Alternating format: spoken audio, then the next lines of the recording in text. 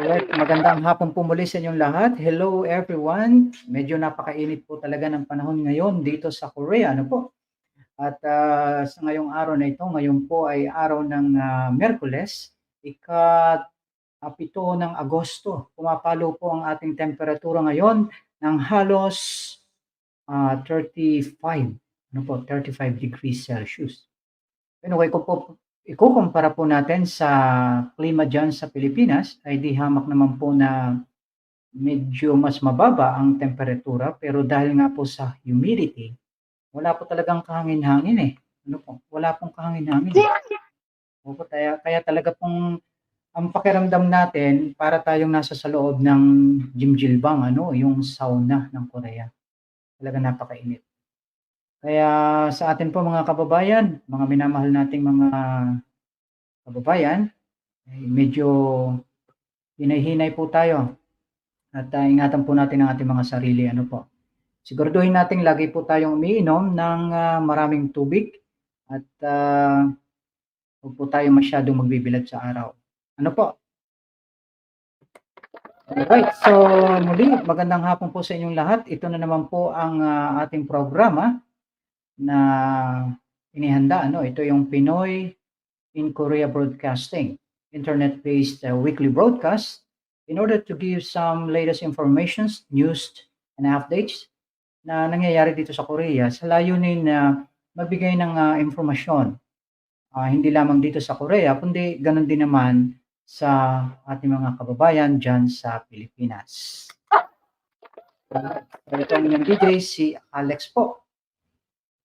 Alex M. Alright, so para sa ating mga nagbabagang balita, bibigay po tayo. Ito po yung kabuuan babagang balita o ulo ng ating mga balita ngayong araw na ito. Noong nakaraang linggo nga po ay nagkaroon ng matinding pagulan dyan sa Pilipinas, kaya naman diniklara ang state of calamity dyan sa NCR. Tatalakayin natin yan maya-maya. At dito naman sa Korea, mga pabrika at accommodation dito sa Korea, inspeksyonin po ng gobyerno para masiguro na maayos ang kalagayan ng ating mga kababayan o mga dayuhang manggagawa ngayong napakainit na panahon. At ngayon, sa kabila ng init ng panahon, talagang masarap pa rin magkape. Masarap pa rin magkape, lalo na ang iced coffee. Kaya medyo hindi po positive na balita ito, sapagkat ang Starbucks sa Korea ay magtataas ng presyo ng kanilang ilang mga produktong kape. So, alamin natin yan maya-maya kung ano ang dahilan niyan. At ito naman ay isa pang masayang balita. Nalakay nga natin ng mga nakaraan nating segment na nag-hire ang gobyerno ng Korea ng mga caregiver, 100 caregiver para gumanap ng mga caregiver ng mga trabaho dito sa Korea. At ito ang magandang balita. At hapon, araw ng Martes, ay dumating na po sila. So, tatalakay natin yan maya-maya po lamang. At ito pa ang isang balita, mainit na balita, isang EV car o electric car ang sumabog po dyan sa parte ng Incheon ay nakalulungkot sapagkat itong electronic car na ito ay nasa sa basement, kaya nagresulta ng maraming mga nadamay ang maraming mga sasakyan. Halos 100 sasakyan ang nasunog. Ganun din naman, marami ang mga residente ng apartment ang naapektuhan. So yan po ang ilan sa ating tatalakayin maya-maya po. Muli, ito ang Pinoy in Korea Broadcasting. Ang inyong host, si Alex Patito.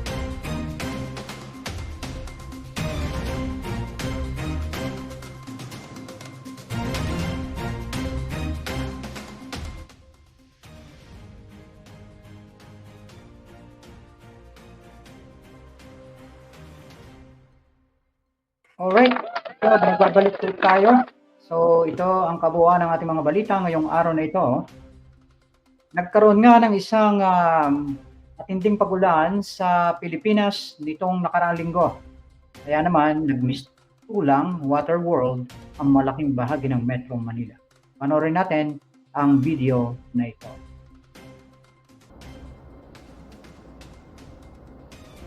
So makikita nga natin ang kalagayan ng sitwasyon Ito ay kinuha natin sa ilang mga post ng ating mga kababayan dyan sa bansang Pilipinas sa ating mga Facebook page.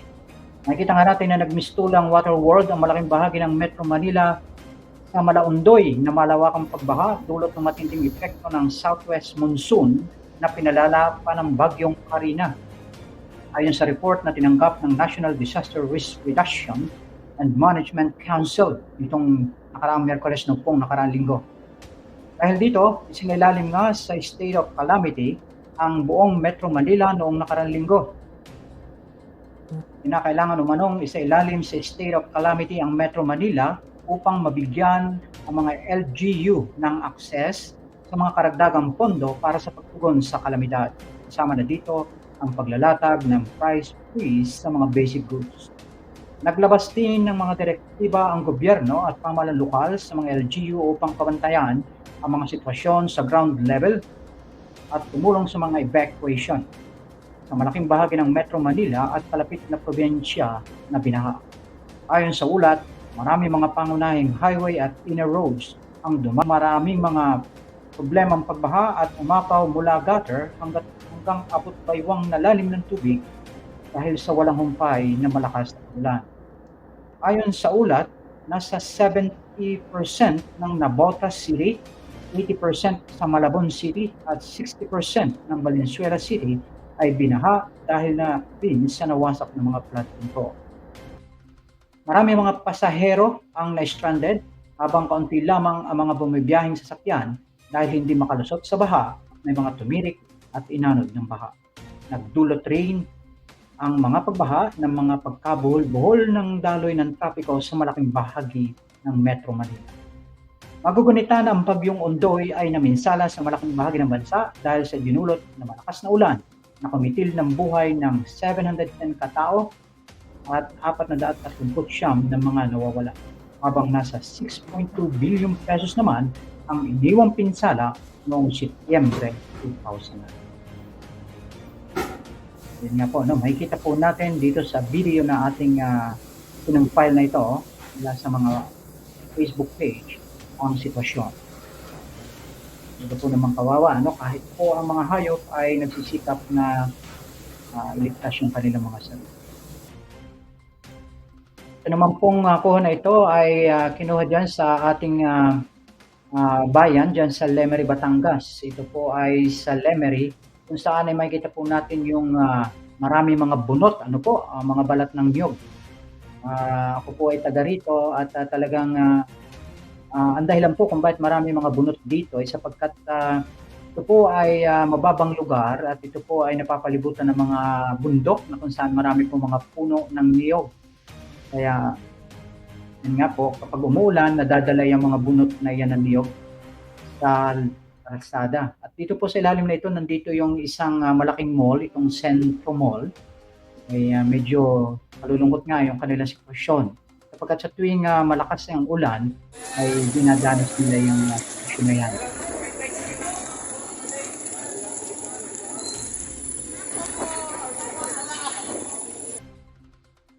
Alright, so yan nga po yung nangyaring sitwasyon noong nakaraang linggo dyan sa Pilipinas. So medyo umuukay na naman po ang kanilang sitwasyon ngayon, pero nabalitaan po natin na may mga nabubuo na naman pong mga bagyo.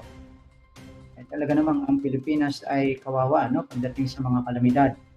Nandiyan na po yata sa ating lahat o ang kalamidad. Lindol, bulkan, at mga bagyo. Matindi nito ay ang bagyo, sunod-sunod. Hindi lang isa, minsan 4 na pumapasok sabay-sabay. Ito na talaga ito ng global warming. Alright, so yan ang balita sa Pilipinas. Ngayon, dako naman tayo sa balita dito sa Korea naman po tayo. Balitang Korea naman tayo, ito nga, magsasagawa nga umano ang gobyerno ng Korea ng pag-inspeksyon sa halos 120 lugar ng mga pinagtatrabahuhan sa susunod na 10 araw. Ang layunin upang maprotektahan ang mga dayuhang manggagawa mula sa mga sakit na nauugnay sa init ng panahon. Sinabi ng Ministry of Employment and Labor nitong nakaraang linggo na plano ng inspeksyon na ito na suriin ang mga kondisyon ng mga pinagtatrabahuhan at ang kanilang paraan ng pamumuhay, partikular na na lugar na tulad ng sakahan, pabrika at iba pang lugar ng trabaho na pangunahing umaasa sa mga dayuhang manggagawa para sa kanilang mga operasyon.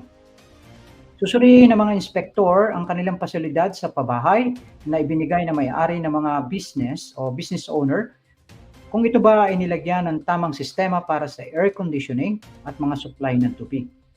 Plano rin nilang suriin kung nasusunod ang mga alatuntunin ng gobyerno sa pagbabawas ng panganib ng mga insidenteng may kinalaman sa init ng panahon. Bilang bahagi ng pagsisikap na ito, mas mapoprotektahan umano ang mga dayuhang manggagawa at bibigyan din sila ng kagawaran ng mga alituntunin sa kaligtasan na isinalin sa halos 17 iba't ibang wika. Ang mga alerto ng heatwave ay inisyo para sa Seoul at karamihan sa Korea ayon sa National Weather Agency at inaasahang magpapatuloy ang matinding init hanggang sa unang bahagi ng Agosto.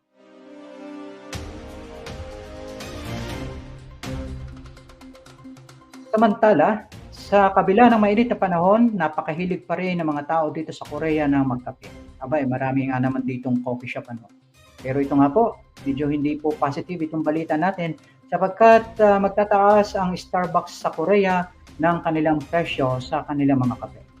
Sinabi ng Starbucks Korea nitong nakaraang linggo na mag-upgrade di umano sila ng karamihan sa mga presyo ng inumin nito sa kadahilan ng tumataas daw umano ang halaga ng mga butil ng kape. Sinisikap umano ng kumpanya na huwag magtaas ng presyo ngunit hindi na umano nila maiwasan ang adjustment na ito. Sa nakalipas na taon, lubos umanong naapektuhan ang produksyon ng mga butil ng kape sa buong mundo at higit na nagiging mahirap na ang ani dahil sa pagbabago ng klima. Dahil nga sa epekto na rin ng mga geopolitical conflict at pagkagambala sa supply chain dahil na rin sa global warming. Ito umano ang dahilan ng pagtaas ng presyo ng kape. Pero hindi naman ganong kalakihan, Hindi rin naman ganong kalakihan yung itinaas. So, subukan nyo pong pumunta sa Starbucks at kayo mismo ang magsuri kung talaga nga bang tumaas ang presyo ng kape. Pero kaunti lang naman yung itinaas. Masarap pa rin ang kape. Kung may pambili, kahit medyo mahal, masarap pa rin ang kape. Lalo na ngayon nga mainit ang panahon, yung iced coffee dito sa Korea, napakasarap. Nakaka-refresh. Ito naman ay kayo ba ay nagpaplanong umuwi, sumakay ng eroplano, lalo na ng Korean Airline. So ito yung balita pagdating sa Korean Airline. Kung mahilig po kayong mag-ramyun sa eroplano. Hinihinto na daw ng Korean Air ang paghahatid ng instant cup noodles. Bakit kaya, Sa mga pasahero nito sa huling bahagi ng buwang ito. Ang dahilan, dumarami umano ang kaso ng pagkapaso o burn dahil sa dumadalas na turbulence. Turbulence. Yung pala naman. Yung talaga namang marami tayong nabalitaan ngayon na mga insidente ng matinding pag-alog ng eroplano sa himpapawid. So sa halip na cup ramyun, mag-o-offer na lang daw umano ang naturang airline ng mas ligtas na mga alternatibo, kabilang ang mga sandwich at mga nakapack na snacks at pagkain. Sinabi ng kampanya na ititigil nito ang pagbibigay ng mga Shin Ramen Cup Noodles, ang tanging instant noodles na produkto na ino-offer ng kumpanya bago i-offer ang main meal para sa mga long-haul na flight. So, niliwanag naman nila na ang mga pasaherong nasa economic class lamang ang sasailalim sa pagbabagong ito ng serbisyo. Yung mga economic class po ng mga pasahero lamang. Ibig sabihin, yung mga nasa business class, ay pwede pa rin sila mag-request ng cup ramyun. Binanggit ng kumpanya na ang pagtaas ng turbulence bilang dahilan. Kapag may turbulence umano, nagiging magalaw ang eroplano at humahantong ito sa mga pagtapon ng mga ramyon at nagkokos ng pagkasunog ng mga pasahero, yung mga balat nila nasusunog dahil natapunan ng mainit na cup ramyon. Kaya ingat po tayo, lalo na nga kung may turbulence. So dahil sa lumalalang krisis sa klima na nagdudulot ito umano ng madalas ng turbulence Kung ikukumpara sa 2019, ang dami ng turbulence ay higit na doble sa taong ito, sabi ng opisyal ng Korean Air. Ito naman, matindi nga po yan. Yan ang problema natin. Pauwi tayo sa darating na linggo. Sana naman ay maganda ang panahon. Kahit na may namumuong hindi maganda na panahon dyan sa Pilipinas, ay makatiyempo tayo na magandang panahon pauwi. At wala tayong maranasang turbulence. Ito naman, isang malaking sunog dyan sa Incheon ang naganap nitong nakaraang linggo. Makikita nga po natin dyan sa larawan.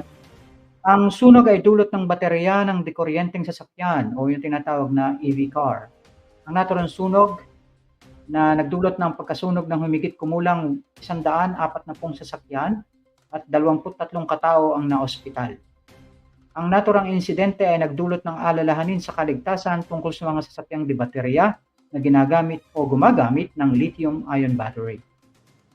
Ayon sa Incheon Fire Department, noong nakaraang Biyernes, noong nakaraang linggo, tumagal daw umano ng mahigit 8 oras bago nila nasugpo ang apoy na di umano'y nagsimula sa pagsabog ng tila isang Mercedes-Benz EQE model sa loob ng underground parking lot ng isang apartment complex sa Cheongna International City.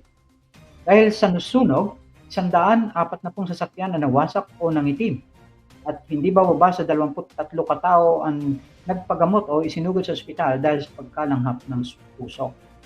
Ang sunog ay nagdulot din ng matagal na pagkawala ng kuryente, kaya naman hindi bababa sa 121 katao mula sa 46 na kabahayan ang nananatili sa mga pansamantalang tirahan na itinayo sa mga welfare center malapit sa apartment complex noong Biyernes ng umaga. Medyo nakakalungkot nga ito, sapagkat marahil dahil na rin sa sobrang init, ay baka naapektuhan yung mga baterya nitong mga EV car. Ang inyong lingkod ay meron ding EV car, napakagandang gamitin sapagkat tipid talaga sa gasolina. Hindi talaga bumabayad ng gasolina, mura lang yung kuryente, yung pag-charge. Pero ito nga po yung problema, nagkakaproblema sa battery, sumasabog yung mga battery. Kaya kailangan ng dobleng alerto dito at ingatan. Sana naman ay huwag na dumami ang ganitong mga insidente, pagsabog ng EV battery ng EV car. So, ito naman nga po yung matayang balita natin. Dumating na ang 100 caregiver na hinar ng gobyerno ng Korea para maging mga caregiver dito sa lungsod, particularly dito sa Seoul. So para dito, ito yung ating report. Ang mga tagapag-alaga o mas kilala sa tawag na Pinay caregiver ay dumating na umano sa Korea nitong Martes para sa isang pilot project na idinisenyo upang matustusan ang dayuhang manggagawa sa mga domestic na sambahayan bilang bahagi ng mga pagsisikap ng gobyerno na tulungan ang mga tao sa Korea na kontrahin ang pagbagsak ng birth rate ng bansa. Ang mga caregiver ay nagpahayag ng mataas na mga inaasahan o high expectations para sa mga kultural na karanasan at mga pagkakataong umasensyo sa pinansyal habang nagtatrabaho as caregiver dito sa Korea. Bandang alas 7 ng umaga nitong Martes, dumating ang 100 manggagawang Pilipino sa Incheon International Airport na nakasuot ng jacket na asul bilang simbolo ng Pilipinas upang makibahagi sa isang pilot project na pinasimulan ng Seoul Metropolitan Government at ng Ministry of Employment and Labor. Bilang tugon sa lumiliit na bilang ng mga domestic worker bunga ng tumatanda ng populasyon ng lipunan ng Korea at tumataas na gastos sa pangalaga ng bata, ang lungsod at ang gobyerno ay tumanggap ng mga dayuhang tagapag-alaga o caregiver sa unang pagkakataon. Lahat ng mga tagapag-alaga na nasa pagitan ng 24 at 38 na anyos ay nakakompleto ng mahigit 780 oras na pagsasanay sa isang job training center sa Pilipinas at nakakuha ng sertifikasyon ng gobyerno ayon sa pamahalaan lungsod. Ang mga residente ng Seoul na gumagamit ng serbisyong ito ay dapat magbayad ng pinakamababang sahod na 9,861 or $7.18 kada oras. Magbabayad ang sambahayan ng 1.190 million won kada buwan O sa kombinasyon ay 49,000 pesos para kumuha ng mga tagapag-alaga sa Pilipinas sa loob ng 4 na oras sa isang araw at 2.380 million won sa loob ng 8 oras na ang kombinasyon naman ay 98,000 pesos. Wow! Napakaganda po yung sahod ngayon. Okay na okay yan. Kaya magandang balita yan sa ating mga 100 Filipina caregivers na unang dumating. Congratulations sa inyo. Sana ay ingatan nyo ang inyong sarili. Hindi madali. Sa una, yung mga first-timer, particular na yung Korean language. Pero talagang sa una lang po mahirap. Pero habang tumatagal, ay magagamay din natin. Magagamay din natin yung Kaya sige, samantalahin nyo ang pagkakataon. Gampanan nyo na maayos ang inyong trabaho at hindi natin sigurado kung maganda ba o ano bang ugali ng amo yung ating madadatngan, pero ano man po ang inyong madatngan ay kayanin lang po nyo yan. Ano po? Ito naman Korea ay ligtas na bansa. Dito kung may problema, pwede naman tayong sumangguni sa mga mas nakatataas na mga institusyon na maaaring tumulong sa atin pagdating sa mga problema sa pagtatrabaho. So, sa kabuuan, congratulations sa ating 100 mga caregiver na unang dumating dito sa Korea nitong Martes. Dito naman tayo, itong ating bagong edisyon ng ating programa, ang Balitang Wow. Balitang Wow. Ang Balitang Wow natin, 2 gintong bar na nawala sa recycling bin ang napabalik sa may-ari. Noong Hunyo 27, 2 100 gramo na gold bar umano ang natuklasan sa loob ng isang itinapon na CD player bag sa recycling area ng mga apartment ng Bamboo Sea Apartment.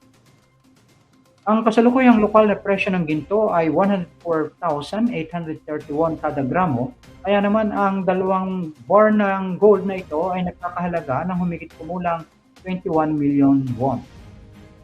Nakakuha ng atensyon ng publiko ang insidente matapos maibahagi ang isang patalastas sa isang online na komunidad.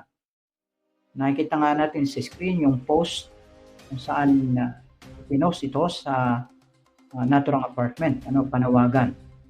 Naipost noong Hunyo 28 ang abiso ng apartment na naglalaman ng ganito. Yan nga po yung makikita natin sa screen.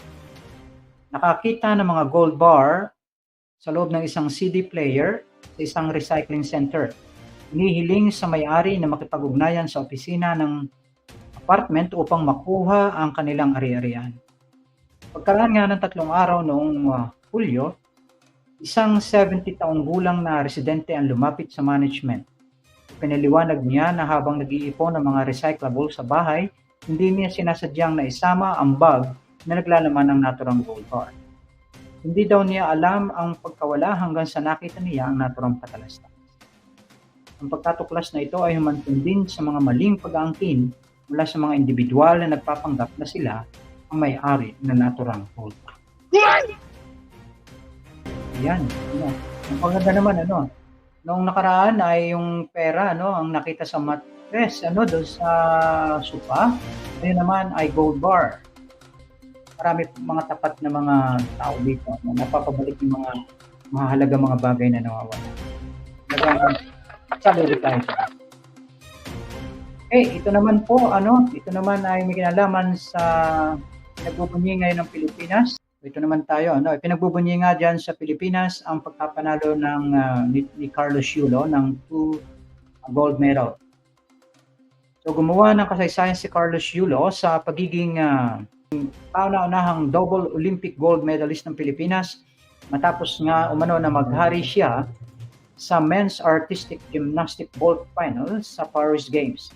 Si Yulo ay nanalo rin ng ginto sa floor exercise. Sinimulan ni Yulo ang pagsasanay sa gymnastics sa edad na 7 sa kabila ng mga balakid at hamon sa buhay.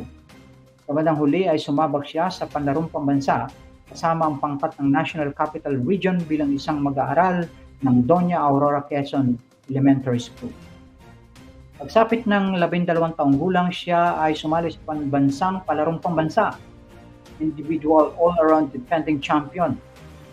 Ang Filipino gymnast na si Carlos Yulo ay nag-qualify sa 2020 Tokyo Olympic at umabot sa top 10 ng men's individual or around final.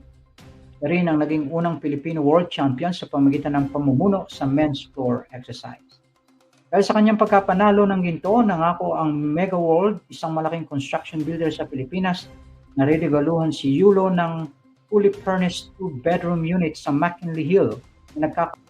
At kung nakita nga natin ang karamihan sa mga page sa ating social media, napakarami talaga ng mga premyo na nakamit ni Yulo. So, sa kabila ng mga hamon, ginawang proud at emotional ni Yelo ang marami mga Pilipino na nang makamit niya ang full gold medal sa Paris.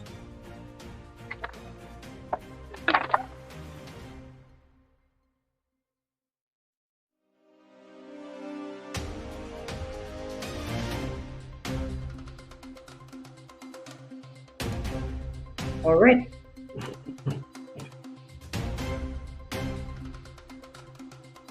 Yamang napakainit nga ng panahon, marahil marami sa inyo ang nagnanais na magrepresko o maaaring ang iba ay gustong pumunta sa dagat, ang iba naman ay swimming pool, ang iba naman ay sa mga valley.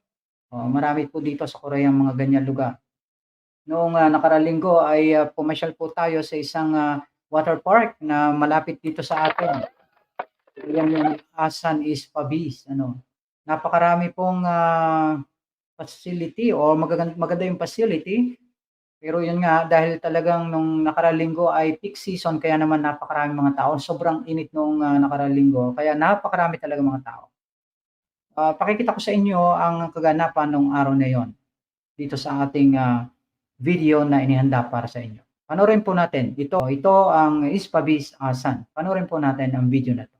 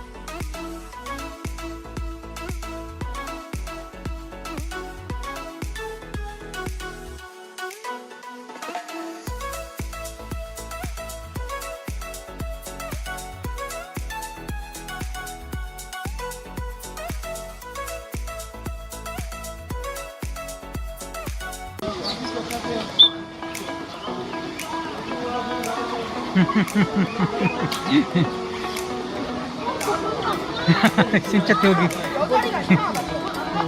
진짜 저기 못 가는구나.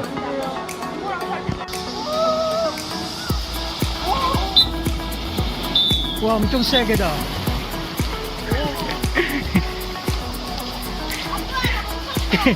Kelly! Kelly! Ah! Yeah! Yeah!